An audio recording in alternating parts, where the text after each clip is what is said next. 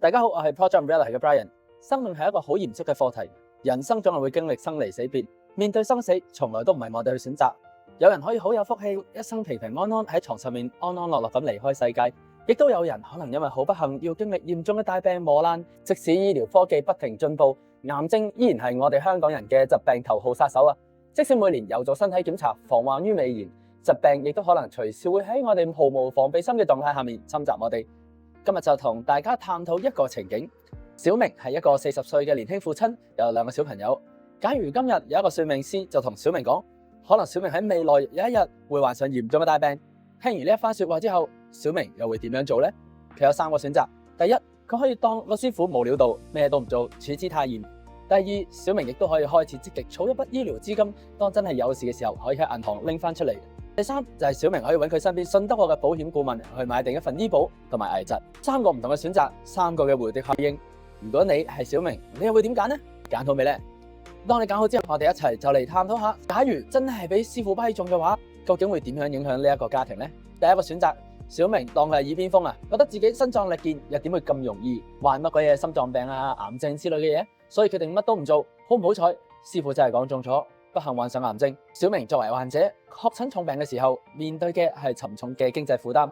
小明可能因為擔心高昂嘅私家醫院費用而被迫選擇公立醫院，等候嘅時間長，藥物嘅選擇受限，身心受到雙重嘅折磨。如果要用到好啲嘅藥物，原來都係要俾錢。而另一方面，佢感受到最大嘅痛苦係在於自己拖累咗屋企人，對於未來充滿咗絕望同埋自責。除非有緊急嘅政府援助，又或者有親友主動慷慨解囊，否則呢，一旦重病就會陷入困境。而小明嘅太太作為照顧者，可能需要承受經濟同埋身心靈嘅巨大壓力。呢個時候冇太多時間留俾佢太太選擇，佢必須要即刻肩負起雙重嘅負擔。一邊係老公嘅醫療費用，另一邊就係家庭日常嘅開支同埋小朋友嘅成長嘅費用，例如學費。佢可能要辭職，又或者打多份兼職，收入銳減，壓力暴增。太太同時要照顧住老公，亦都要陪伴子女，兩者之間作出痛苦嘅掙扎，非常之容易引發焦慮同埋抑鬱。如果冇錢賠償，仲要需要花費大量嘅精力去籌款，而2名子女亦都缺乏安全感，同埋可能會有童年陰影。因為佢哋即將要目睹父親病痛嘅時候嘅掙扎，同埋母親嘅辛勞，家庭嘅氣氛非常之抑壓。學業可能會因為經濟而受到影響，佢哋可能會過早咁去理解錢同埋病所帶嚟嘅殘酷，而最痛苦嘅就係可能會失去佢哋最愛嘅父親，同時亦都缺乏母親喺童年嘅時候嘅陪伴。童年創傷就係咁樣嚟啦。第二個選擇就係小明俾師傅嚇親，所以決定每一個月儲起4-5千蚊擺喺銀行作為醫療基金啊。萬一小明真係俾師傅批中患咗嚴重大病，小明喺短期裏面都會有足夠嘅經濟彈性，至少可以好迅速咁開始去用私家醫院嘅服務，例如做檢查或者做初期嘅治療，避免公立醫院等候嘅時間。但係最擔心嘅係啲資金可能好快就會耗盡啦。確診嘅時候當然有資金可以用啦，因為畢竟都儲咗好一段時間。但係面對住幾十萬甚至成過百萬嘅醫療費用嘅時候，望住筆儲備金迅速咁消耗，佢可能會非常之焦慮，開始亂諗嘢。唔知我啲錢仲可以撐幾耐呢？如果醫唔好嘅話，咁咪白費晒我屋企人全家嘅積蓄。佢喺面對呢一啲治療嘅同時，仲要去計算究竟自己嘅資金剩翻幾多，要擔憂資金耗盡，喺資金壓力嘅底下去生活同埋掙扎。太太作為照顧者，需要面對嘅家庭同財政壓力，佢必須要補上巨大嘅缺口。雖然一開始係有錢醫病，但係呢筆錢本來係想俾小朋友做教育金，又或者俾佢哋結婚買樓首期噶嘛。而家筆錢變咗救命錢，屋企長遠嘅財務計劃俾呢一個大病打亂同取消咗。太太即刻要變成一個好精明嘅會計師，時時刻刻要監測住醫療嘅開支，同埋當現金流見底嘅時候咧，啲焦慮感真係會叭叭聲升上嚟啊！雖然呢一個情景係比起選擇1咧更加穩健，初期嘅壓力係會較細噶，可以為丈夫爭取到最好嘅治療時間，減輕咗即時嘅經濟恐慌。但係最壞嘅打算係太太可能要去揾多一份工，照顧呢一頭家，避免經濟耗盡。而2名仔女嘅教育同埋生活水平亦都要面臨降級。雖然爸爸得到適切嘅治療，但係屋企嘅積蓄可能會被掏空，小朋友可能要減少課外活動，讀緊私立醫院嘅可能就要轉翻去公立醫院。雖然唔至於飢寒交迫，對於小朋友嚟講，除咗要擔心爸爸嘅身體之外，喺佢嘅成長環境下面受到咁大嘅轉變，對佢哋嚟講都可能係無所適從。而最後一個選擇就係小明聽到算命師傅講之後嚇親，決定揾一個信得過嘅保險顧問去買呢一份嘅自願醫保同埋危疾。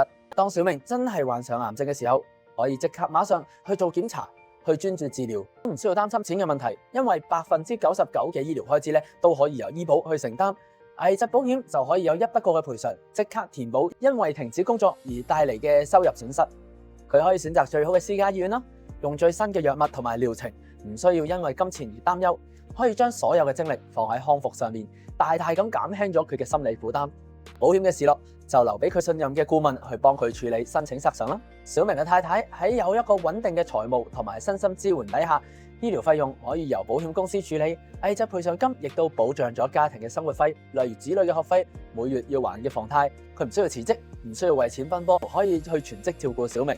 太太可以專心擔任好照顧者同埋母親嘅角色，有時間有資源可以去尋求專業嘅支援協助，同埋有足夠嘅休息，壓力可以有效咁得以釋放。雖然成個家庭都依然要面對住先生生病嘅事實，喺照顧上面嘅辛酸，大家都會明白。但係有財務穩定作為強大嘅後盾，即使生病都依然抱有希望。而相比起一同二呢，兩位子女面對呢一個困境，亦都會相對有安全感，可以更加正常咁生活。因為爸爸可以得到最好嘅治療，家庭同生活水平亦都唔受影響，長遠嘅規劃亦都可以維持到，唔會因為疾病而中斷。成個家庭喺疾病裏面都好正面咁可以面對挑戰。即使面對一個咁嚴重嘅大病，子女依然可以感受到父母嘅穩定同埋愛。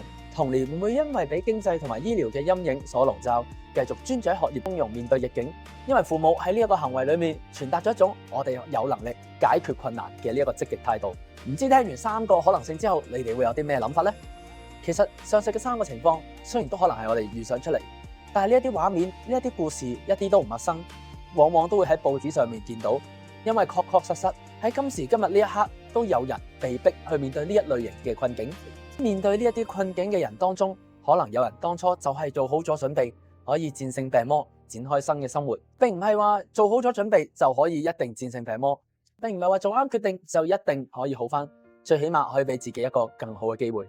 我係一個土生土長嘅香港人，所以我完全明白香港嘅生活指數好高，每個人希望賺到嘅錢都可以100%咁代代平安。但係如果我哋1蚊都唔攞嚟做好一個生命嘅盾牌，到頭嚟就等於我哋將自己嘅生命放喺危險之中。我哋坐車都姑且會帶上一條安全帶，防止意外發生嘅時候自己冇任何防備。更何況呢一個係我哋嘅人生呢？有人可能搏中咗，身體健康冇病冇痛咁就一世，但係亦都有人輸到連成頭家都冇埋。作為今時今日仲有得揀嘅你敢唔敢因為一個方便而賭上自己成家人嘅將來呢？只係為咗每個月可以慳翻暫時用唔到儲起嘅保費，而將自己屋企人置身於一個危險，將成家人嘅未來同幸福放喺賭台上面，又值唔值得呢？聽完我嘅說法，唔知你係揀1、2定3嘅選擇呢？歡迎你喺下面 comment 話我聽你嘅諗法。如果你都同意，希望用少少嘅收入去換嚟一家人平安安心嘅保障，不如你都揾我 Brian 同你傾下。呢一集就差唔多啦，下次見。